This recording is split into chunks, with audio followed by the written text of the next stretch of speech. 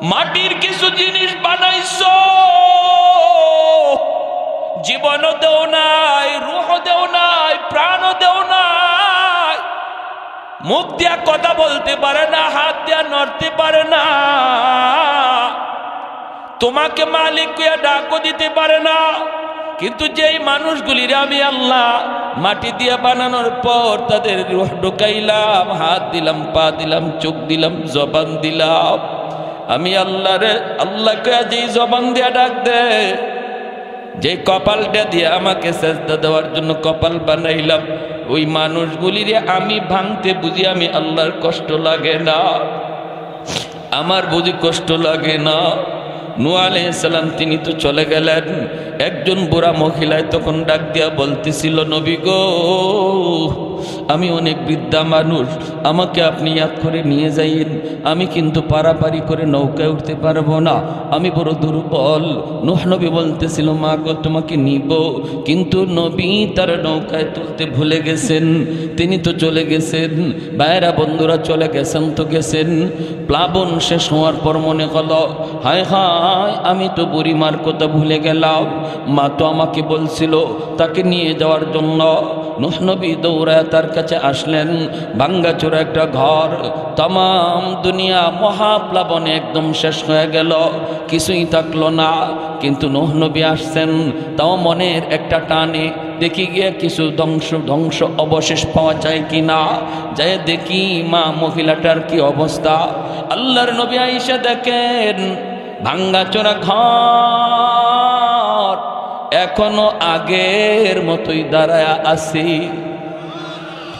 नबी अबाक हয়ে গেলেন, এত ভারী ভারী পাহাড়ের মতো উঁচা উঁচা বাড়ি, দালান কোঠা কিছুই নাই, কিছুই নাই। আর ওই ভাঙাচোরা ঘর, এই ঘরটা এখনো আগের মতোই দাঁড়ায় আছে। নবী দরজার পাশে এসে ডাক দিলেন, মা।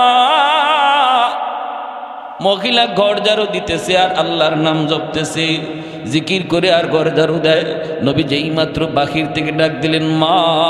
মহিলা ভিতর থেকে কয়, নবী গো, তুফান কি শুরু হয়ে গেছে নাকি? আল্লাহর নবী সেজদায় পড়ে কান্দে আর কয়, মালিক তোমার কুদরত বুঝা বড়দার, তাম দুনিয়া শেষ হয়ে গেল, অথচ তোমার বান্দি খবরই জানে না। ও মালিক তোমার কুদরত বুঝা বড় দায়, কিছু বুঝি না, একটু বুঝাইবানি, বুঝাইবানি।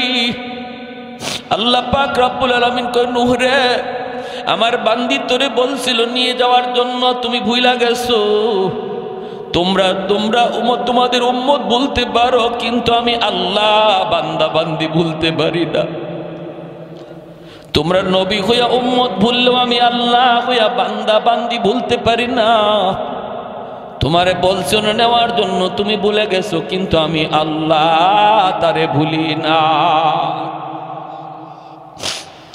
এজন্য আমার ভাই মনে রাখবা, মায়ার নবী, দয়ার নবী বলতেছেন, উম্মতের দল, জাননি হাসরের মাঠে আমি শুধু কেন সুপারিশ করব? সব নবী তার ওই দোয়াটা আল্লাহর কাছ থেকে চায়া নিয়ে গেছে। সবাইকে আল্লাহ পাক এই দোয়াটা দুনিয়াতে কবুল করে আনিছে। কিন্তু ওয়া ইন্নিখতাবাতু দাওয়াতি শাফাআতান লি উম্মতি, কিন্তু আমি জীবনে কত মুসিবতের মধ্যে পড়ছি, কত বিপদের মধ্যে পড়ছি, এরপরও কোনোদিন এই দোয়াটা আমি আল্লাহর কাছে চাই নাই, এই দোয়া কখনো করি নাই। তায়েফের ময়দানে আমি নবীর উপর দিয়ে এত নির্যাতন, এত নিপীড়ন, পাগল পাগল কয়া কয়া এই যুবকগুলি, উশৃঙ্খল যুবকগুলি আমার পিঠে পাথর মারল। যেখানে পাথর মারছে সেখানে রক্ত ফিনকি দিয়ে বের হয়েছে।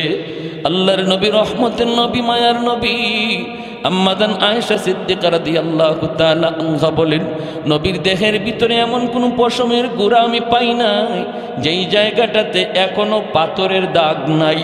আমি বলছিলাম, নবী গো, আপনার কি কোনো শীতলা রোগ হয়েছিল নাকি? নবী কয়, না গো আয়েশা, এটা রোগ না, এই চিহ্নগুলি তায়েফের জমিনে পাথরের আঘাত। এরপরও নবী কয়, আমি আল্লাহর কাছে দোয়া করি নাই, ও মালিক, যেটা কবুল করার গ্যারান্টি দিছো এটা দিয়ে ওদেরকে ধরো, এমন বলি না। বরং দুইজন ফেরেশতা ঈসা পাহাড় চাপা দিয়া মারতে চাইলো। এরপর নবী কয় আল্লাহুম্মা হদি কওমি ফাইন্নাহুম লা ইয়ালামুন, আল্লাহ আমার কওম বুঝে না, আমারে চিনে না, আমারে চিনে না, ওদের পরবর্তী জেনারেশন বাচ্চা কাচ্চা আমারে চিনব। আল্লাহ তুমি যদি শেষ করে দেও তাহলে আমার কথা শুনবো কেডা? আমি কাদের মাঝে দাওয়াতের কাজ করমু, কাদেরকে তোমার কথা শুনাইমু? না মালিক, তুমি এদের উপরে রাগ কইরো না, গুসা কইরো না, ওরা আমাকে চিনে না, কিন্তু ওদের সন্তানগুলি আমি নবীকে চিনব। মায়ার নবী, দয়ার নবী কয় আবু জাহেল আমার মাথা থেকে রক্ত ঝরাইছে। 2 বছর 2.5 বছর জেলখানায় বন্দী, পরিবারের সমস্ত সদস্য নিয়া শিয়াবে আবি তালিবের ভিতরে আমার নবী বন্দী। 1 বছর নয়, 2 বছর 2.5 বছর। বাচ্চা কাচ্চাগুলি খানার অভাবে কি খাইব সারাদিন সারা রাত নবী বলেন কান্না করছে। আল্লাহর নবীর চাচা আবু তালিব তিনি ঈমান আনেন নাই, কিন্তু ওই শিয়াবে আবি তালিবের কারাগারে আবু তালিব বন্দী।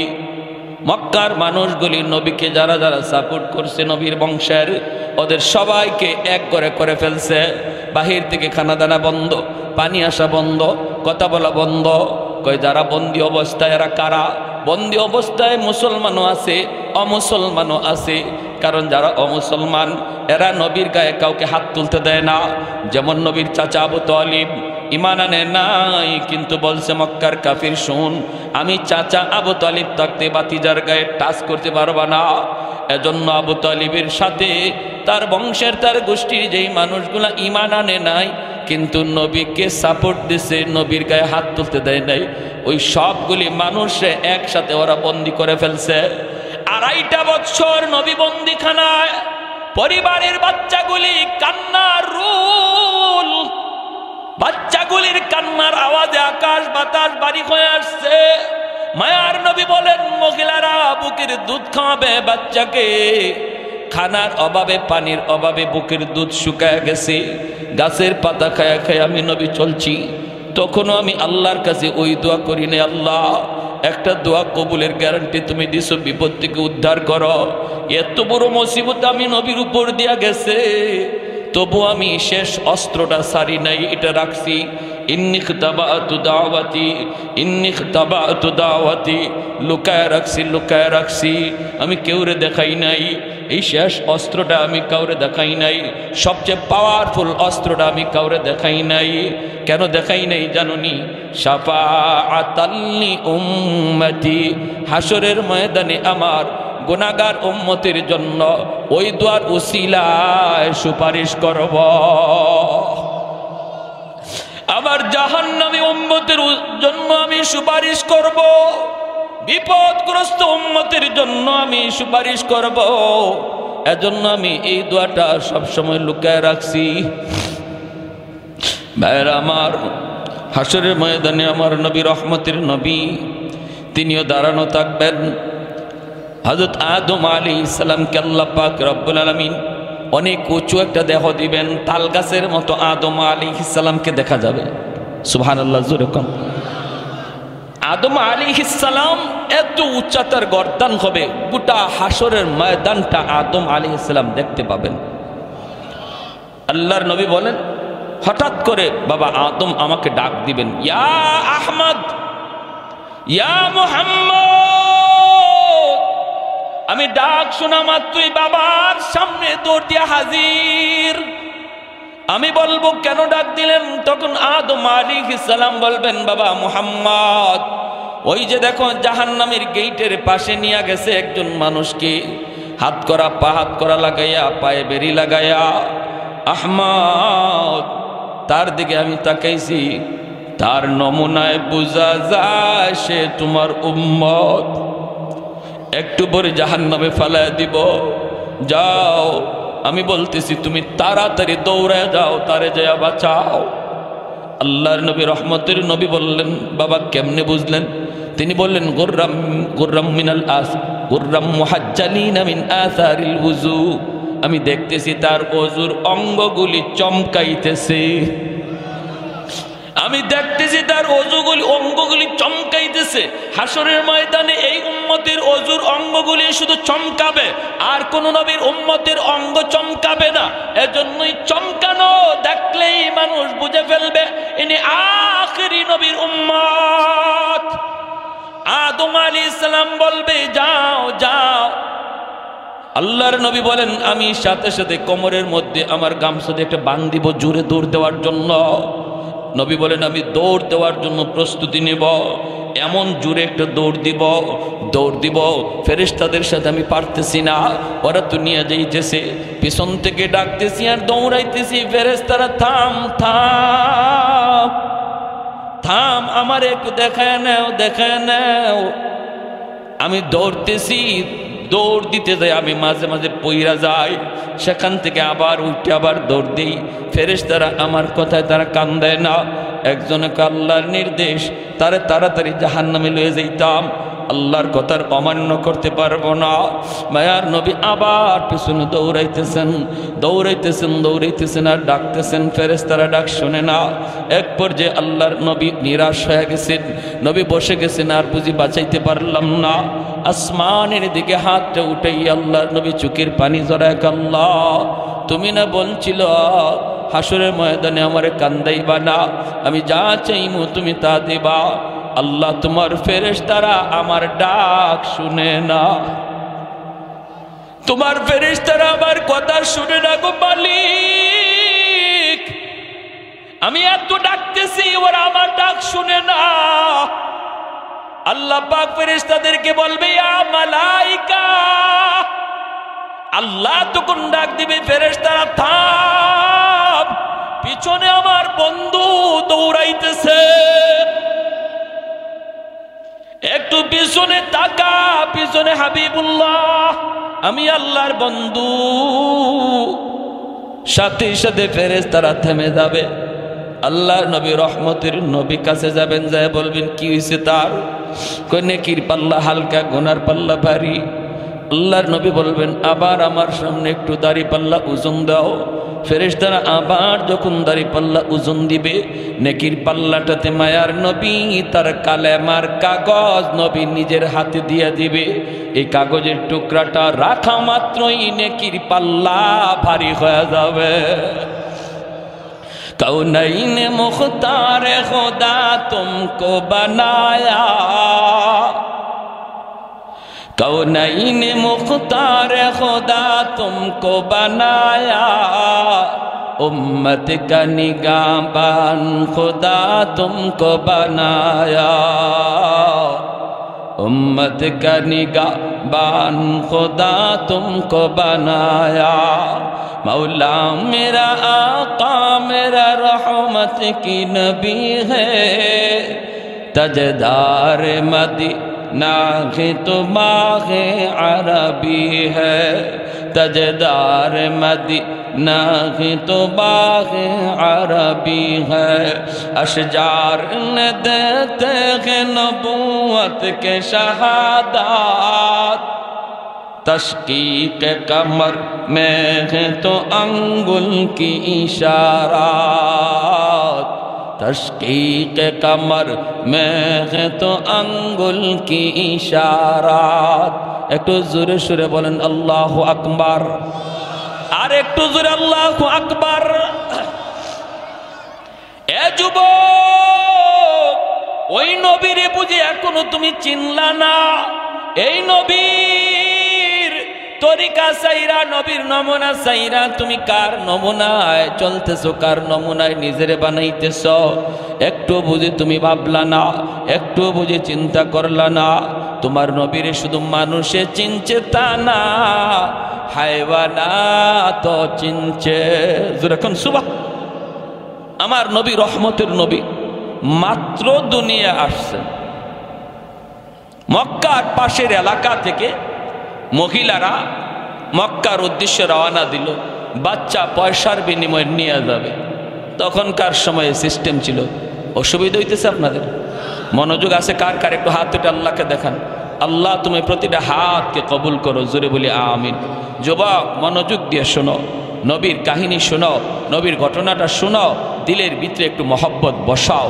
হইছে তো আর কত, অনেক হইছে তো, এখনো সময়। চোখের সামনে দেখতেছো বয়স, তোমার বয়সের যুবক কবরে শুয়ে গেছে, লেখাপড়ার সাথে শুয়ে রয়েছে, খেলার সাথে কবরে শুয়ে রয়েছে, নিজের বন্ধুরে নিজেই কবরে রাখছো।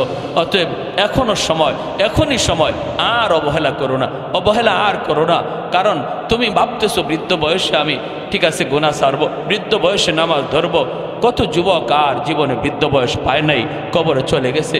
অতএব না, এই অবহালতে, যে হালতে আমরা এখন আছি, এই হালতে যদি মরণ হয়, উপায় নাই, উপায় নাই, বাঁচবার কোনো উপায় নাই। আমার নবী, রহমতের নবী, দুনিয়া মাত্র আসছেন। ওই অবস্থায় মক্কার পাশের এলাকা থেকে মহিলারা উট নিয়ে রওনা দিছে। নবীজির দুধমা হালিমা সাদিয়া রাদিয়াল্লাহু তাআলা আনহা, তিনিও বান্ধবীদের সাথে স্বামীরে লইয়া রওনা দিছেন। কিন্তু তার উটটা ছিল বড় দুর্বল, তাদের সাথে তাল মিলায় চলতে পারেন না। বান্ধবীরা কয়, হালিমা তোমার উট মরা ধরা, হাঁটে না, নড়ে না, চলে না, তোমার উট লইয়া তুমি আও, আর আমরা আগে গেলাম, তোমার সাথে লইয়া যাওয়া সম্ভব না। বান্ধবীর আগেই চলে গেল মক্কায়। খাদিজাত নবীজির দুধমা হালিমা সাদিয়া রাদিয়াল্লাহু তাআলা আনহা পিছনে স্বামীকে নিয়ে আস্তে আস্তে মক্কায় ঢুকলেন। ওই মহিলারা আগেই মক্কায় ঢুইকা ধনীর সন্তানগুলা তারা আগে ভাগেই দখলে নিয়ে নিল। আল্লাহর নবীর দরজার সামনে যায় যেই মাত্র নক করে, নবীজির আম্মা ভিতর থেকে বলেন, হ আমার সন্তান আছে, তোমরা নিবানি? ওই মহিলারা কয়, বাপ আসেনি, বাবা আসেনি। যখনই নবীর মা বলেন, না আমার মোহাম্মদ ইয়েতীম, আমার মোহাম্মদের বাবা নাই, জন্মের আগেই বাবা মারা গেছে। মহিলাগুলি কয়, না না, তাহলে নিমো না, পয়সা বেশি মিলবে না, বাপ নাই যার, এতিম পোলা, টাকা পাইমু কেমনে, না নেওয়া যাবে না, চলে গেছে। আল্লাহর নবীর মা আমেনা তিনি একদম নিরাশ হয়ে গেছেন। এতিম বিদায় বুঝি আমার ছেলেকে কেউ নিবে না। ওইদিকে নবীজির দুধমা হালিমা সাদিয়া রাদিয়াল্লাহু তাআলা আনহা, তিনি তো আসলেন, দরজার পাশে এসে নক করলেন। পিছন থেকে দরজার ভিতর থেকে নবীর মা চোখের পানি মুছেন আর কান্দেন, বলেন, আছে তো আমার সন্তান, কিন্তু কেউ তো নেয় না, কেউ তো নেয় না। হালিমা সাদিয়া বলে, কেন নেয় না? কয়, এতিম বাবা নাই, এজন্য কেউ নিতে চায় না। তুমি কি আমার সন্তানটারে নিবা নাকি? হালিমা সাদিয়া তখন বলেন, মা গো, দরজা খোলা, আর তোমার মানিকের চেহারা আমাকে এক নজর দেখাও। কপাল খুলে গেল হালিমা সাদিয়ার, ঠিক কিনা জোরে বলেন? কপাল খুলে গেল।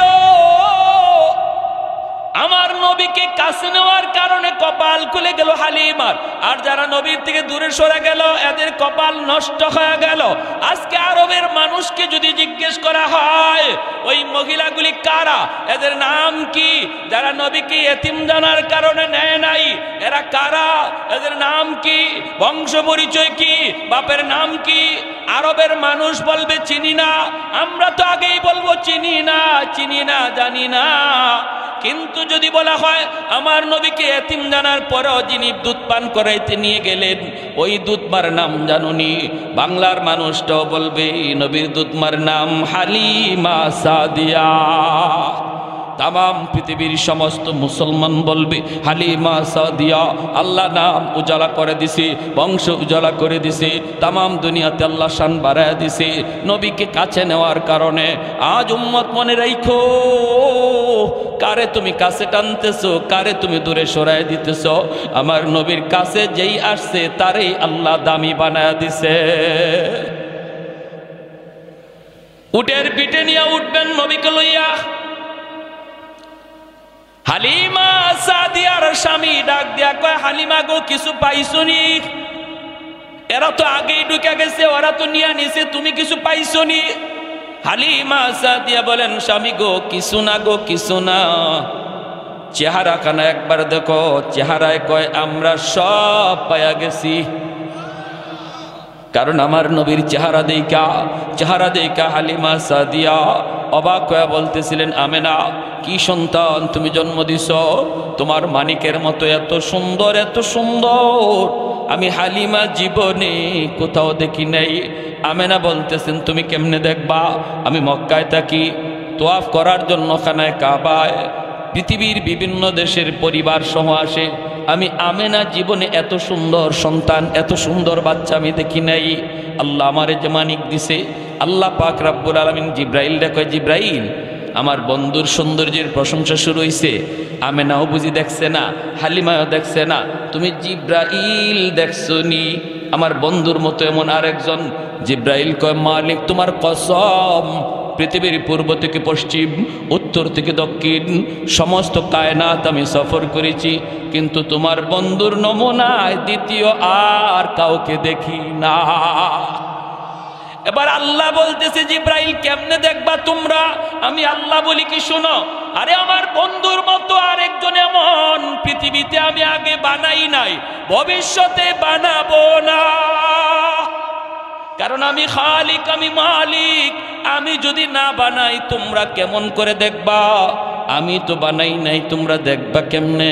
দেখবা কেমনে? জন্যই নবীর সৌন্দর্যের ব্যাপারে হযরত হাসান রাদিয়াল্লাহু তাআলা আনহু কয়, নবী গো খুলিকতা মুবাররাআম মিন কুল্লি আইবিন কাআন্নাকা খুলিকতা কামা তাশাউ।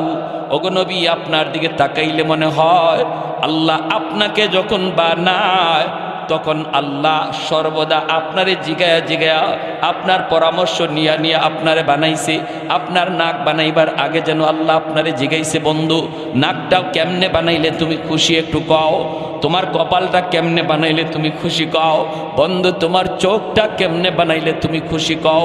ওগো নবী, আপনার নাক মুখ চোখের দিকে তাকাইলে মনে হয় আপনি যেভাবে আল্লাহরে কইছেন আল্লাহ ওইভাবে আপনারে বানাইছে।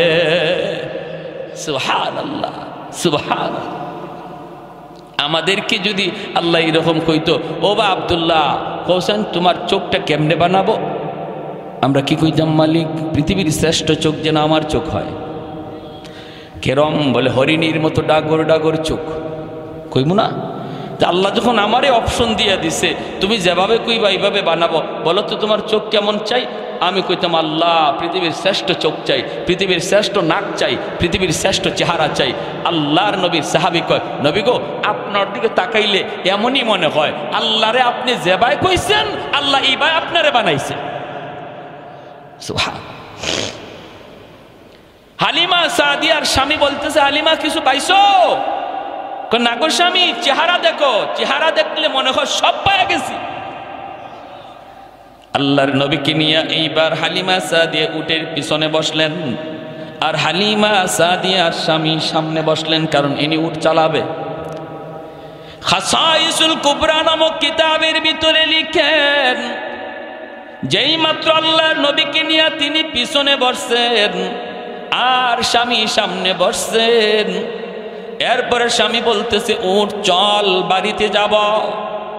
কিন্তু উট নড়ে না, চড়ে না, বসতে বসা থেকে উঠে না। যতই পিটায় উট নড়েও না, চড়েও না, হাঁটেও না, উঠেও না।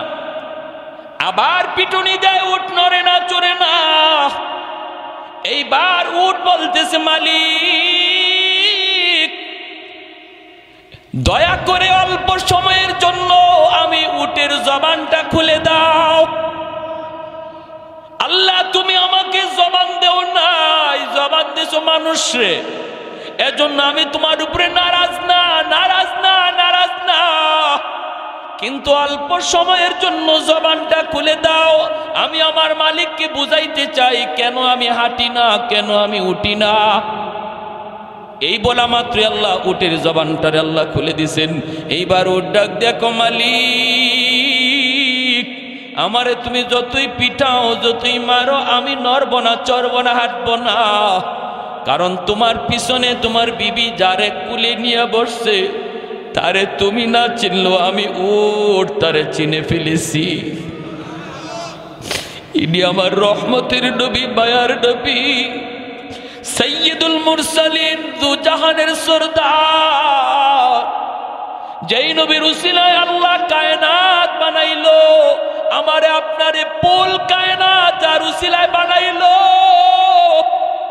ওই নবী যদি তোমার পিছনে থাকে আর তুমি যদি সামনে থাকো, বিয়াদবি হয় মালিক, বিয়াদবি হয়। আমার নবী যদিও ছোট কিন্তু তিনি সমস্ত কায়নাতের উসিলা। তুমি নবীর সামনে বসাও আর তুমি পিছনে চলে যাও, আমাকে মারা লাগবে না, দ্রুত বেগে হাঁটতে শুরু করব। সাথে সাথে হালিমা সাদিয়ার স্বামী কয়, হালিমা গো, ও হালিমা, কেমন সন্তান লইয়া তুমি আইছো? হায়, আমরা তো তার চিনলাম না, কিন্তু চিনছে তো উট। হ্যাঁ, সে তো জানতেন কোনো সন্তান নয়। ও হালিমা, তুমি তাড়াতাড়ি সামনে বসো। হালিমা সাদিয়া নবীকে কোলে লইয়া সামনে বসছেন। তারা তো বুঝে গেছে এই বাচ্চা সাধারণ কোনো বাচ্চা না, উট তার পরিচয় দিয়ে দিছে, উটে তার পরিচয় দিয়ে দিছে। পিছনে চলে আসছেন। এইবার আল্লাহর নবীর সামনে হালিমা সাদিয়ার কোলে আমার নবী, রহমতের নবী, উঠে আবার ডাক দেখো, মালিক, জীবন ভর আমি উটের লাগাম তোমার হাতে ছিল, আজ যেহেতু আমার পিঠে রহমতের নবী বসা, আমি উটের লাগামটা রহমতের নবীর নরম হাতে ধরা দাও, আমি উট ধন্য হয়ে যাব। আমার মতো কপাল আর কার আছে যে হাজার উটের লাগাম রহমতের নবীর হাতে? আল্লাহ নবীর হাতে উটের লাগামটা ধরানো মাত্রই উট দ্রুত বেগে হাঁটতে শুরু করলো। অল্প সময়ের ভিতরে যায় বান্ধবীদেরকে রাস্তায় ক্রস করে ফেললো। বান্ধবীরা ডাক দেয়া কয়, হালিমা গো, ও হালিমা, তোমার এই উট এটা কি নতুন উট না পুরান উট? বলে, না, এটা পুরানটাই, নতুন না। এত শক্তি আইলো কোত্থেকে, এত তেজ আইলো কোত্থেকে? হালিমা সাদিয়া কয়, জাননি, মক্কায় যাবার সময় উটের লাগাম ছিল আমার স্বামীর হাতে, আর এখন উটের লাগাম রহমতের নবীর হাতে। এজন্য শক্তি বরকত আল্লাহ বাড়ায় দিছি, গায়ের মধ্যে আল্লাহ শক্তি বাড়ায় দিছি। এর যুবক, এখনো বুঝি তুমি তোমার নবীর চিনলা না? কার জন্য এত আশিক হইছ? কার জন্য তুমি এত আশিক হইছ? যে নবী তোমার জন্য এত আশিক ছিল, নিজে কষ্ট করছে, এরপর আল্লাহর কাছে নিজের জন্য চায় নাই, তোমার আমার জন্য নিজের স্পেশাল চাওয়াটা আল্লাহর নবী হাসরের মাঠে রাইখা দিছে। যেরকম সুবহানাল্লাহ।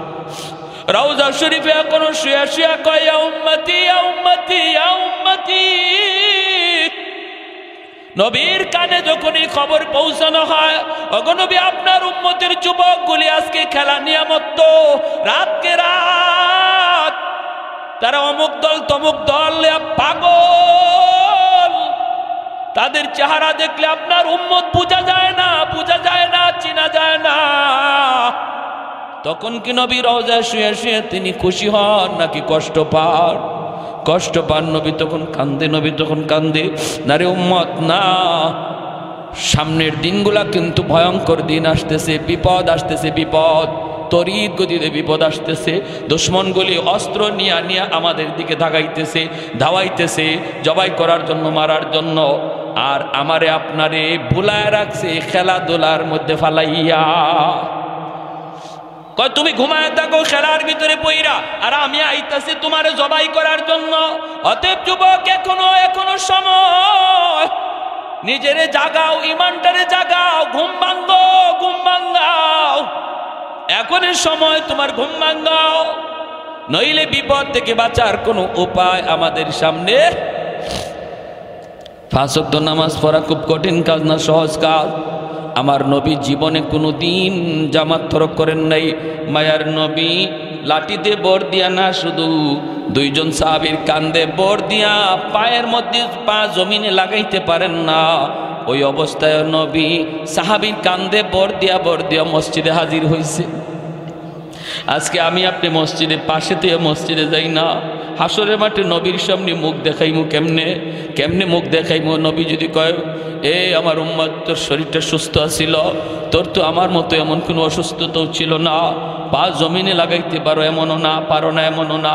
আমি নবী জমিনে পা লাগাইতে পারি না, এরপরও আমি মালিকের কদমে মসজিদে গিয়া সেজদা দেওয়া ভুলি নাই।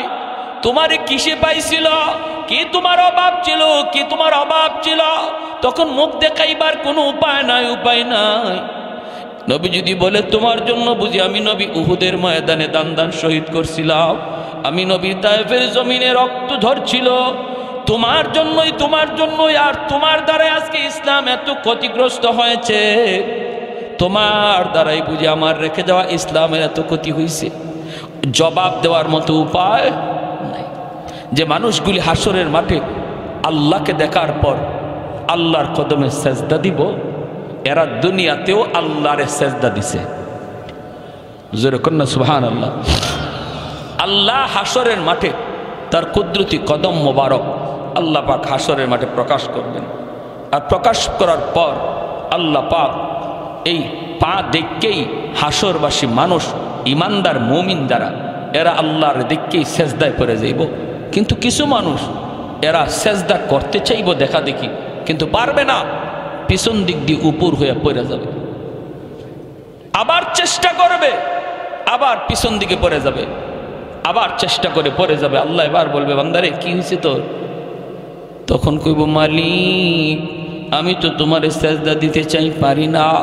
কেন পারো না? আল্লাহ আমার পিঠ বাঁকা হয় না, মেরুদণ্ডের হাড় লোহার মতো শক্ত হয়ে গেছে। আল্লাহ পাক রব্বুল আলামিন কইব, বান্দারে দুনিয়াতে যদি আমি আল্লাহর পায়ের সামনে, আমি আল্লাহর কুদরতি কদমে তোর পিঠটা বাঁকা করতি, আজ হাসরের মাঠেও তোর পিঠ বাঁকা হইতো। তোমার কি কষ্ট লাগে? কয় মালিক কষ্ট লাগে, চোখের পানি ঝরতে ঝরতে রক্ত বের হবে, রক্ত। ও মালিক কষ্ট লাগে, কষ্ট লাগে, আমার বন্ধু তোমার সেজদা দেয়, আমি পারি না। পাশের বাড়ির প্রতিবেশী তোমার সেজদা দেয়, আমি পারি না। আল্লাহ পাক রব্বুল আলামিন তখন বলবো, বান্দা তোর আজকে কষ্ট লাগে, দুনিয়া তো আমি তোর আচরণ দেখে আমার কষ্ট লাগছিল। চোখের সামনেই, তোর সামনেই মানুষগুলো মসজিদে ঢুকছে, আর তুই মসজিদের পার দিয়ে চলে যাইতি, তোর দিকে তাকাইলো আমি আল্লাহর কুদরতি কলিজা, বড় কষ্ট লাগছে। কারণ আমি তোরে নিজের হাতে বানাইছিলাম রে বান্দা, সমস্ত সব কিছু আমি বানাইছি আল্লাহ, আমি আল্লাহ কুন ফায়াকুন বইলা। জমিন বানাইছি কুন ফায়াকুন বইলা, আসমান বানাইছি কুন ফায়াকুন বইলা, ফেরেশতা বানাইছি কুন ফায়াকুন বইলা। কিন্তু তোমাকে আমি কুন ফায়াকুন বইলা বানাই নাই। তোমাকে যখন বানাইছি খালাকতু বিয়াদাইয়া, আমি আল্লাহ নিজের হাতে তোমারে বানাইছি। কারণ তোমার এই চেহারার ভিতরে এত দামি কপাল, যেই কপাল দিয়া তুমি আমার কুদরতি কদমে সেজদা দিবা, এই কপালটার এত দাম, এত দাম। এটা ফেরেশতাদের হাতে বানাইলে হয় না, কোন ফায়াকুন বইলা বানাইলে হয় না। এজন্য আমি নিজের হাতে বানাইছিলাম, নিজের হাতে বানাইছিলাম। কিন্তু তুমি যখন মসজিদের পার দিয়ে চলে যাইতা, বন্ধুদের সাথে দোকানে বসা থাকতা, আজান হইছে তবুও তুমি মসজিদে আসতা না। তুমি দেখতা মানুষ নামাজে যায়, কিন্তু তুমি যাইতা না।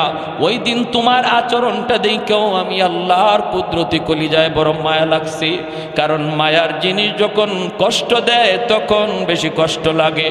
মানুষকে তো আমি বড় মায়া করে বানাইছি, এজন্য আমারও সেদিন কষ্ট লাগছে।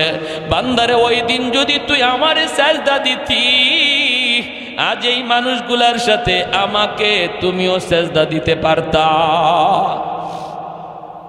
তাহলে বলুন, হাসরের মাঠে চোখের পানির বদলে রক্ত ঝরবে, তারপরেও কোনো লাভ আছে? কোনো লাভ নাই। এখন যদি বুঝি, এই কথাটা যদি বুঝি, তাহলে এখন লাভ। আর এখন না বুঝা হাসরের মাঠে চোখের পানি ফালাইতে ফালাইতে রক্ত বের হবে, এরপরও বিন্দু পরিমাণ লাভ নাই। আল্লাহ বলবেন, খুযুহু ফাগুল্লুহু সুম্মাল জাহিমা সাল্লুহু, ওরে 70 গজ জিঞ্জির দিয়া বাঁধো। জাহান্নামের ফেরেশতাকে আল্লাহ বলবেন, 70 গজ জিঞ্জির দিয়া বাঁধো, তারপরে জাহান্নামে নিক্ষেপ করো, জাহান্নামে নিক্ষেপ করো। সেদিন আল্লাহ এতটাই নারাজ থাকবেন। প্যারে হাদিরিন, এজন্য এখনই তওবা করার সময়, আল্লাহ যা করছি ভুল করছি, মালিক আর ভুল করবো না, আর ভুল করবো না, এই কথা বলে আল্লাহর কাছে কান্দাকাটি করা, আর মসজিদে ঠিক মতো নামাজটা আদায় করা। আর যুবক, তোমার হাতে ধরে পায়ে ধরে বলি, তোমার হাতে ধরে পায়ে ধরে বলি, আমোদ ফুর্তি বিনোদন করবা, ইসলামে অনুমতি আছে। কিন্তু যেটা নাজায়েজ, যেটা হারাম, এই বিনোদন করা যাবে না, এর ধারে কাছেও যাবে না। যেই বিনোদনে আল্লাহ নারাজ হয়, এর ধারে কাছেও যাওয়া যাবে না। আল্লাহকে আপন ভাবো, আল্লাহকে আপন ভাবো। হ্যাঁ, ভুলবশত যদি একটা ভুল হয়ে যায়, সাথে সাথে অনুতপ্ত হও, আল্লাহর কাছে লজ্জিত হও, আল্লাহ আমি একটা অন্যায় করে ফেলছি, আল্লাহ এটা আমার করা ঠিক ছিল না, আল্লাহ তুমি মাফ করো। তাহলে আল্লাহ খুশি হয়ে যাবে। তোমাকে মসজিদে পাওয়া যায় না কেন? তোমাকে মুরব্বীদের শ্রদ্ধা করতে দেখা যায় না কেন? তোমাকে বাপ মার সেবা করতে পাওয়া যায় না কেন? তুমি যদি এই কাজগুলো সহিভাবে আদায় করো আর আল্লাহকে মাইনা চলো, তখন তো আল্লাহ তোমার উপর রাজি হইয়া এই যৌবন কালের বয়সটাকে আল্লাহ ওলির খাতায় নাম লিখাই দিন। কারণ এই জমিনে যত আল্লাহর ওলি হয়েছেন সবাই যৌবনে আল্লাহর ওলি হয়েছেন, আর যৌবন কালটা হলো আল্লাহর ওলি হওয়ার বয়স। যৌবন কালটা আল্লাহর ওলি হওয়ার বয়স। কারণ বুড়া মানুষ, বৃদ্ধ মানুষ চাইলেই একটা গুনাহ করতে পারবে না, কারণ তার গায়ে শক্তি নাই। বৃদ্ধ মানুষ চাইলেই একটা অন্যায় কাজ করতে পারবে না, শক্তি নাই। একজন বৃদ্ধ মানুষ যদি বলে আমি ডাব গাছে ডাব চুরি করি না, আর একজন যুবক যদি বলে আমিও ডাব চুরি করি না, দুইজন সমান না বেশ কম আছে? বৃদ্ধ মানুষটারে যদি বলা হয় চাচা আপনি ডাব চুরি করেন না, এটা তো ভালো কথা, ডাব গাছে উঠতে পারেননি, খবর না ডাব গাছে তো উঠতেই পারি না। তো আপনি ডাব গাছে উঠতেই পারেন না, ডাব চুরি করেন না, ভালো কথা। যুবককে জিজ্ঞেস করলো তুমি যে ডাব চুরি করো না, ডাব গাছে উঠতে পারো? কয় না, শুধু উঠতে পারি না, ডাব গাছে বইসা ডাব খাইতেও পারি। ঠিক না? গাছে বইয়া ডাব খাইতেও পারে। তাহলে দুইজনের না করাটা এটা কি সমান না বেশ কম হইল? বেশ কম। এজন্যই নবী বলেছেন লা ওয়ারআ কাল কাফি, যার ক্ষমতা আছে গুনাহ করার, যার ক্ষমতা আছে অন্যায় করার, যার সুযোগ আছে রাতের অন্ধকারে চুরি করার, আর একজনে হাঁস চুরি করার, একজনে ছাগল মুরগি চুরি করার, একজনে ডাব চুরি করার, জিনা করার, বেবিচার করার, গানের আসরে যাওয়ার, যাত্রার প্যান্ডেলে যাওয়ার, বন্ধুদের সাথে যার সুযোগ রয়েছে, এরপরেও যেই যুবক আল্লাহর ভয়ে যায় না, আল্লাহর ভয়ে যায় না, যৌবনকে কন্ট্রোল করে রাখে না, আমি পাগলামি করব না, যৌবন আল্লাহ আমারে পাগলামির জন্য দেয় নাই। বন্ধুদের সাথে যার যাত্রার আসরে যাওয়ার সুযোগ ছিল এরপরও যায় না আল্লাহর ভয়ে, নবী বলেন লিখে রাখো সেই তোমাদের ভিতরে আল্লাহর ওলি হয়ে গেছে, সে আল্লাহর ওলি হয়ে গেছে। এজন্য যুবক এই বয়সটা হলো ওলি হওয়ার বয়স। একটু নিজের কন্ট্রোল করো। যৌবন এটা ছুটবেই, একদিকে না একদিকে ছুটবেই, পাগলা ঘোড়ার মতো। এটার নিয়ন্ত্রণ তুমি করো, ড্রাইভ করো তুমি, যে না আমার এই চলন্ত গাড়িকে আমি রং সাইডে দৌড়াবো না, সঠিক লাইনে দৌড়াবো। দাওয়াতে তাবলীগওয়ালাদের সাথে সময় দাও, উলামায়ে কেরামের সাথে সময় দাও, মাদ্রাসার ছাত্রদের সাথে সময় দাও। যে ছেলেটা নামাজ পড়ে না, নেশা করে, গাঞ্জা খায়, ইয়াবা খায়, আল্লাহর দোহাই ওর থেকে দূরে সরে যাও, ওর থেকে দূরে সরে যাও। তুমি ভালো করে সন্তান, খারাপ হয়ে যাবা। তোমার বাবা ভালো, তোমার মা ভালো, তোমার বংশ ভালো, কিন্তু সঙ্গ করে তুমি খারাপ হয়ে যাবা। তুমি সঙ্গ ছেড়ে দাও, ভালোদের সঙ্গ ধরো, নামাজি একটা মানুষের সাথে চলো, দেখবা আল্লাহ তোমাকে নামাজি হিসেবে কবুল করবে, আর যৌবনকালে তোমার নাম ওলির তালিকায় লেখা হয়ে যাবে। আল্লাহ আমাদের সবাইকে এই অল্প কথাগুলোর উপর আমল করার তৌফিক দান করুন। সবাই বলে আমিন। اللهم صل على محمد وعلى آل محمد كما صليت على إبراهيم وعلى آل إبراهيم إنك حميد مجيد اللهم بارك على محمد وعلى آل